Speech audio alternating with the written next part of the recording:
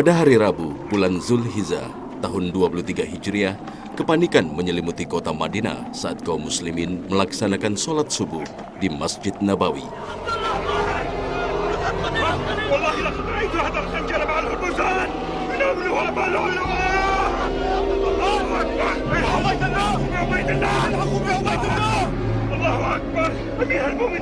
Al-Faruq, Khalifah Umar bin Khattab, tersungkur akibat tikaman pisau seorang majusi. Tubuh Umar segera diusung ke rumahnya tak jauh dari Masjid Nabawi.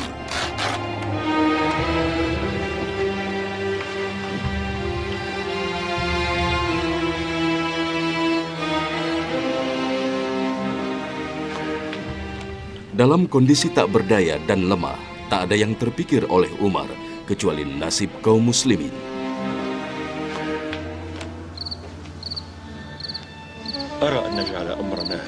Umar pun menunjuk 6 orang sahabat paling mulia dan membentuk tim agar memilih salah satu dari 6 sahabat mulia sebagai pengganti dirinya. Ila Ali bin Abi Thalib. Wa anta ya Talha. Ana aj'alu amri ila Uthman bin Affan. Ana usallimu amri ilayka ya Abdurrahman. Barakallahu fikum. Idhan al-amru mahsurun bainana nahnu الثلاثة. أنت يا عثمان وأنت يا علي وأنا. الوقت يمر ولا يمكن ترك المسلمين هكذا بلا خليفة مدة طويلة. Setelah pemilihan alot selama lebih 3 hari, pada bulan Muharram tahun 24 Hijriah, terpilihlah sahabat mulia Utsman bin Affan sebagai khalifah di usianya yang ke-70 tahun. Ayuhan nas, إني سألتكم في أمرنا هذا سرا وعلانية جمعا وأشتاتا حتى خلصت إلى النساء في خدورهن وسألت الولدان ومن يرد من الركبان والأعراب المدينة 3 أيام بلياليها فرأيت أن عامة الناس لا يعدلون بعثمان. يا عثمان، هل أنت مبايع على كتاب الله وسنة رسوله صلى الله عليه وسلم وفعل أبي بكر وعمر؟ اللهم نعم. اللهم اسمع واشهد، اللهم اسمع واشهد، اللهم اسمع واشهد. أيها الناس، تعالوا فبايعوا أميركم عثمان بن عفان. Inilah khalifah kaum muslimin ketiga sepeninggalan Rasulullah setelah Umar bin Khattab dan Abu Bakar Siddiq.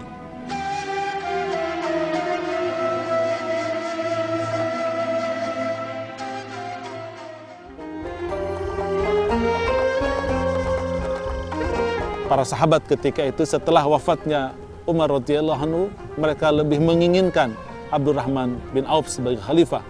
Dan sebetulnya Abdurrahman bin Auf juga tahu akan keinginan masyarakat ketika itu, tetapi dia memilih untuk mengundurkan diri dari pencalonan setelah semalam sebelumnya, di malam sebelumnya beliau bermimpi bertemu dengan Rasulullah SAW, dan dari apa yang diisyaratkan oleh Rasulullah SAW bahwa kekhilafahan itu setelah Abu Bakar, kemudian Umar, berikutnya adalah hak Utsman.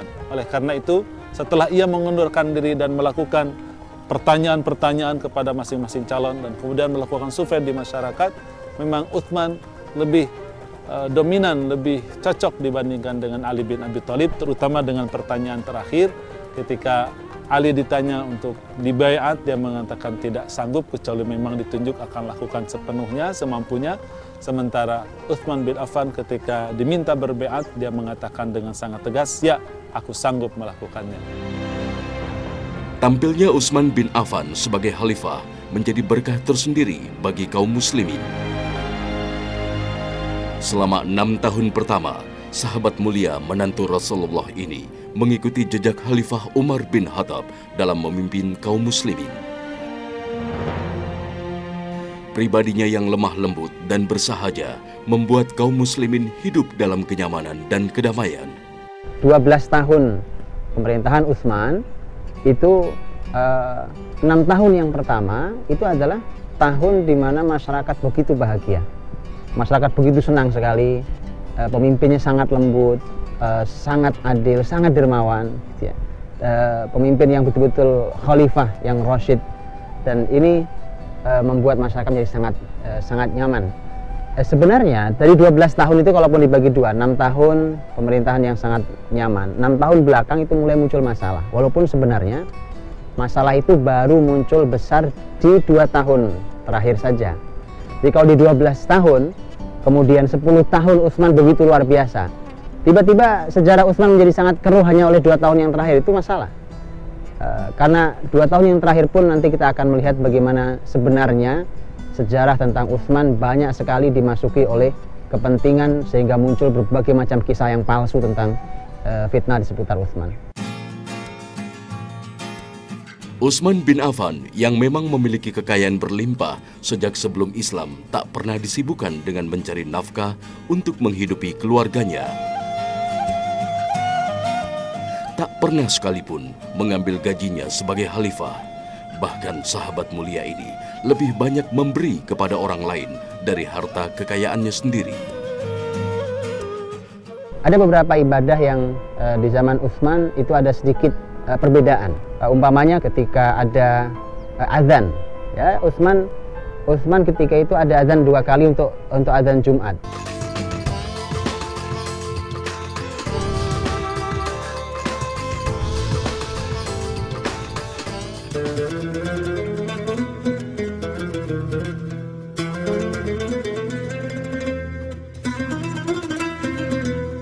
Menjadi khalifah kaum muslimin di wilayah yang sangat luas seperti Jazirah Arab, kawasan Persia, Syam, dan Mesir, Utsman bin Affan mengabdikan sisa hidupnya yang sudah lanjut usia untuk kepentingan kaum muslimin dan tegaknya agama Islam.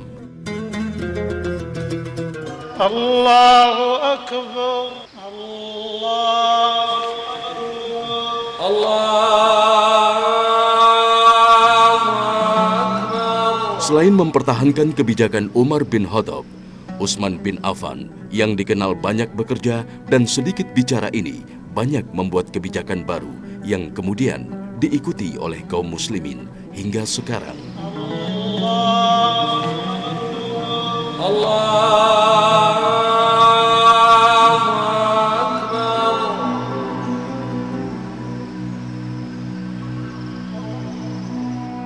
Masjid Nabawi yang menjadi pusat pemerintahan Khalifah Islam diperluas sehingga bisa menampung jumlah jemaah kaum muslimin yang terus saja meningkat.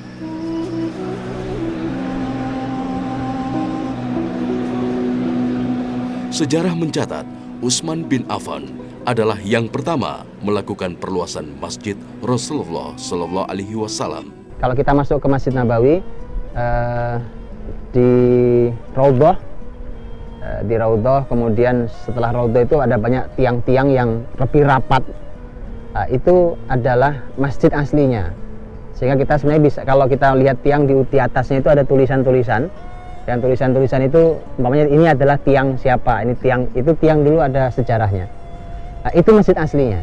Hanya kecil saja, dari Raudhah lebar lebih sedikit saja di zaman Nabi SAW. Tapi tidak cukup, zaman Umar ada perluasan, dilebarkan lagi. Termasuk Masjid Nabawi yang perlu diketahui adalah setelah Raudhah, pagar Raudhah itu ke depan, ke arah shaf ke depan, itu ada beberapa shaf. Itu bukan perluasan zaman Khulafaur Rasyidin, tapi itu perluasan zaman Turki Utsmani, zaman Ottoman. Perluasan Khulafaur Rasyidin bukan ke sana arahnya, tapi tetap berbatas Raudhah itu, kemudian ke arah samping sana, ke arah belakang. Ya, karena di sebelah, kalau kita menghadap ke kiblat, sebelah kirinya adalah makam Nabi Shallallahu Alaihi Wasallam, Abu Bakar dan Umar. Maka sini adalah Raudhah, kemudian mimbar, kemudian perluasan ke sana, perluasan ke belakang. Perluasan terus dilakukan dari zaman Umar, dilakukan perluasan itu. Zaman Utsman juga dilakukan perluasan itu. Bahkan Utsman bersemangat dengan hadis Nabi Shallallahu Alaihi Wasallam, di mana Nabi pernah memberikan sebuah jaminan pahala yang sangat agung, ya, kepada siapapun yang mau meluaskan masjid Rasulullah SAW itu. Di usianya yang sudah lanjut, Khalifah Utsman bin Affan masih tegar dan senang berdakwah, bahkan ke penjara-penjara. Sebagai sahabat dekat dan menantu Rasulullah, Utsman dikenal memiliki pengetahuan agama yang mumpuni. Ijtihad-ijtihadnya banyak diikuti kaum muslimin setelahnya hingga sekarang. Ada beberapa ibadah yang di zaman Utsman itu ada sedikit perbedaan. Umpamanya ketika ada azan, ya Utsman ketika itu ada azan 2 kali untuk azan Jumat. Azan pertama adalah azan di pasar, yang kedua adalah azan di masjid, gitu ya. Dan Utsman berpendapat, mengapa harus ada azan 2 kali? Azan pertama di pasar untuk mengingatkan bahwa sebenarnya hari ini adalah hari Jumat, jadi kalian segera bersiap untuk menuju ke masjid. Jadi ini ijtihad. Kenapa? Ketika itu tidak ada suara-suara seperti hari ini, bahkan tidak ada peralatan yang bisa menjangkau mereka, mengingatkan bahwa hari ini adalah hari Jumat. Maka kemudian Utsman mengingatkan dengan azan di pasar, sehingga orang bersiap bahwa ini hari Jumat. Baru nanti azan di masjid. Nah, ini jaminan dari Nabi SAW. Makanya ketika ijtihad ini dilakukan oleh Khulafaur Rasyidin, kemudian mereka telah mendapatkan jaminan legitimasi dari Nabi, maka ini adalah sesuatu yang legitimate dan tidak ada masalahnya. Sahabat Utsman bin Affan yang mendapat gelar Zu Nurain atau pemilik 2 cahaya karena menikahi 2 putri Rasulullah menjadi pribadi matang dan menjunjung tinggi keadilan.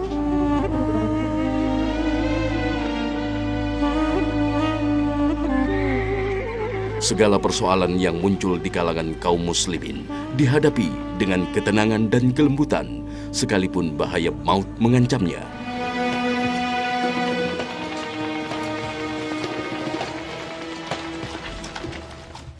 Utsman mengatakan, sore ini adalah merupakan hari terakhir saya. Kalau pagi ini saya masih di dunia, maka sore nanti insya Allah saya sudah menjadi seseorang yang masuki dunia akhirat, sudah memasuki akhirat.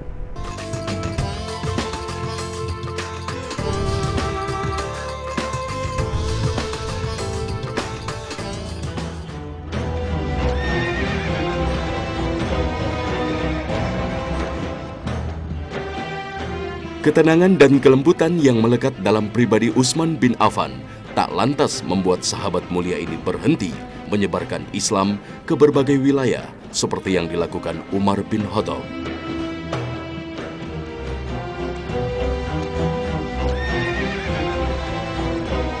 Sejarah mencatat Utsman bin Affan mengirimkan pasukan muslimin ke berbagai wilayah yang kembali murtad setelah ditaklukkan pendahulunya, seperti ke Iskandaria, Mesir, dan wilayah Persia. Namun di tangannya pula, Islam menyebar ke kawasan Asia, seperti Kabul, Afghanistan, Samarkand, dan Azerbaijan.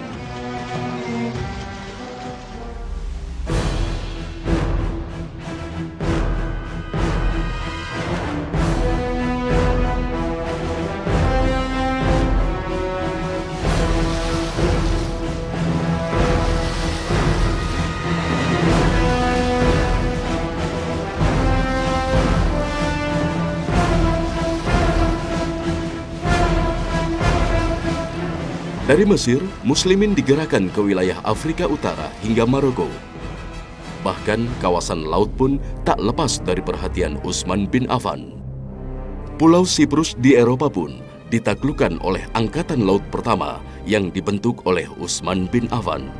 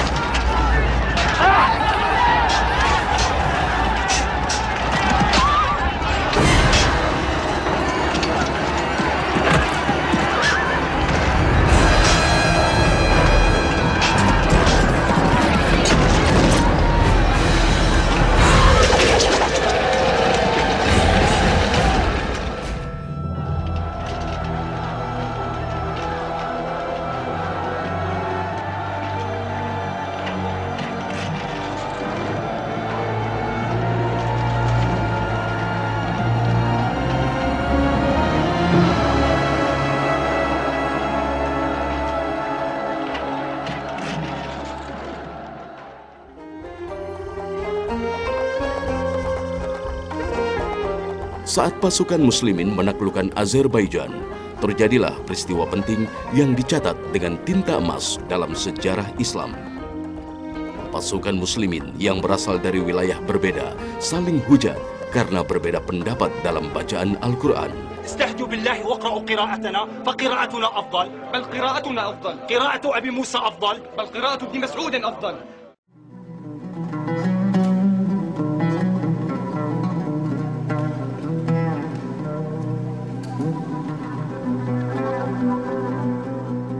Inilah yang kemudian menjadi inspirasi pengumpulan Al-Quran dalam satu bacaan, yaitu bacaan Quraisy.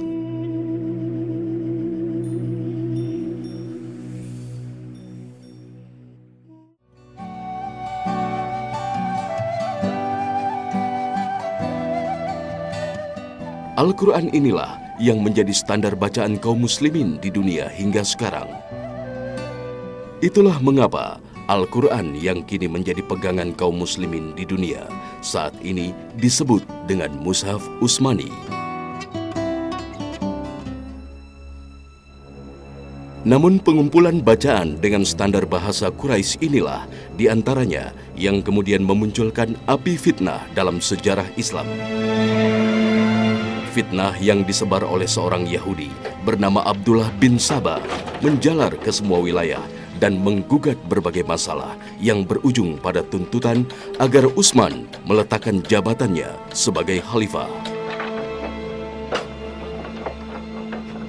Api fitnah tak lagi bisa dibendung, sementara Utsman tak ingin memadamkan dengan kekerasan.